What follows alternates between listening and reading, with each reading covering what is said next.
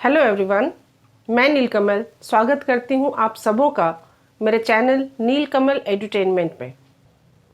हम class 7th की geography environment पढ़ रहे थे और उसका एक वीडियो मैंने ऑलरेडी पोस्ट कर दिया है और आज हम दूसरा सेगमेंट लेके हाजिर हुए हैं।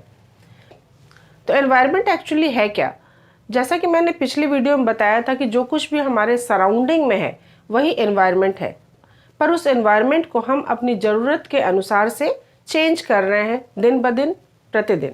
Environment is our basic life support system. It provides the air we breathe, the water we drink, the food we eat and the land we live.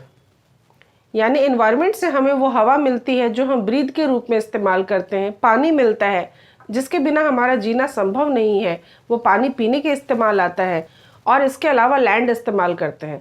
तो लैंड की जहाँ तक बात आती है, आप देखोगे कि समय के साथ साथ डेवलपमेंट होता है, और जब कभी डेवलपमेंट होता है तो उस डेवलपमेंट में कुछ ना कुछ नुकसान ज़रूर होता है।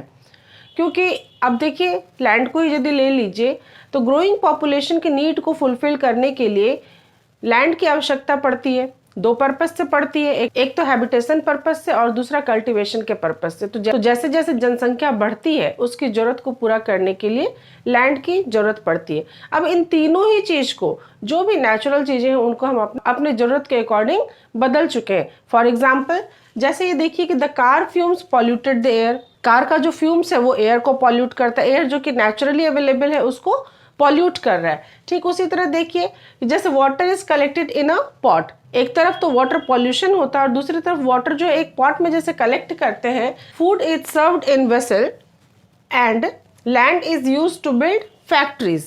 Human being make cars, mills, factories and manufacture containers. This is how human modify natural environment. तो किस तरह से नेचुरल एनवायरनमेंट को लोगों ने अपनी जरूरत के अकॉर्डिंग चेंज कर दिया है।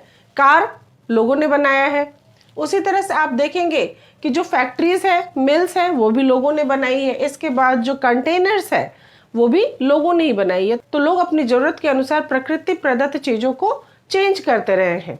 तो आइए अब देखते हैं कि कंपोनेंट्स ऑफ एनवायरनमेंट क्या है। कंपोनेंट्स ऑफ एनवायरनमेंट से बिल्कुल कंफ्यूज नहीं होना है, क्योंकि ये रिसोर्स को ही दूसरे शब्दों में कंपोनेंट्स ऑफ एनवायरनमेंट कहते हैं। चलिए देखते हैं। कंपोनेंट्स ऑफ एनवायरनमेंट यानी कि रिसोर्सेज, इसको 3 भागों में बांटा गया है। एक तो ह्यूमन मेड। ह्यूमन मेड क्या क्या चीज़ें हैं? हमारे आसपास जो भी चीज़ें हम देखते हैं वो ह्यूमन मेड है। फॉर एग्जांपल, यदि हम यहाँ पे ले तो मॉन्यूमेंट्स लोगों ने बनाया है, इंडस्ट्रीज, इसके बाद रोड्स, ब्रिजेस, बिल्डिंग्स, पार्क्स, ये सारी चीज़ें जो है हमारे आसपास, इससे लोगों ने बनाया है, इसीलिए ये ह्यूमन मेड एनवायरनमेंट है। ठीक है। दूसरा एग्जाम्पल देखिए, नेचुरल एनवायरनमेंट। नेचुरल एनवायरनमेंट पे वही 4 चीजें आ जाएंगी। पहले देखिए वाटर, जो कि हाइड्रोस्फीयर से जुड़ा हुआ है, एयर जो एटमॉस्फेयर से जुड़ा हुआ है, फिर उसके बाद लैंड जो कि लिथोस्फीयर से जुड़ा हुआ है, और चौथा लिविंग थिंग्स जो कि बायोस्फीयर से जुड़ा हुआ है। इसके अलावा जो तीसरा कंपोनेंट है एनवायरनमेंट का वो है ह्यूमन, और ह्यूमन के अंतर्गत आ जाते हैं इंडिविजुअल। कोई एक व्यक्ति भी जो है वो रिसोर्स हो सकता है, और जैसे फैमिली है, कम्युनिटी है, रिलीजन है, एजुकेशनल है, फिर इकोनॉमिक और पॉलिटिकल सिचुएशन। तो ये सब कुछ जो है ये कंपोनेंट्स ऑफ एनवायरनमेंट के अंतर्गत आता है। So environment is a combination of natural and human made phenomena, while natural environment refers to both। यानी दूसरे शब्दों में यदि हम कहें तो हम ये कह सकते हैं कि जो एनवायरनमेंट है वो एक कॉम्बिनेशन है नेचुरल और ह्यूमन मेड चीज़ों का, जबकि एनवायरनमेंट जो है वो बायोटिक और अबायोटिक दोनों ही चीज़ों को रेफर करता है।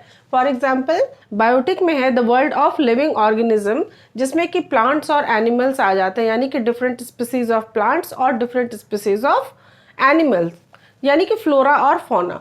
ठीक है। और अबायोटिक में क्या आ गया? अबायोटिक में है कि the world of non living elements, जैसे कि भूमि, जमीन, लैंड।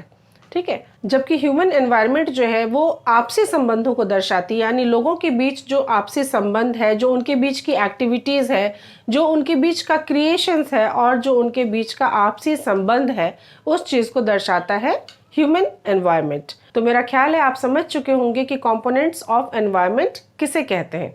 चलिए हम अपने अगली क्लास में क्या पढ़ेंगे इसकी जानकारी दे दूं। अपनी अगली क्लास में हम इन 2 सब टॉपिक्स को डिस्कस करेंगे, जो है नेचुरल एनवायरनमेंट और बायोस्फीयर। तो देखना ना भूलें मेरा अगला video. Thank you so much for watching.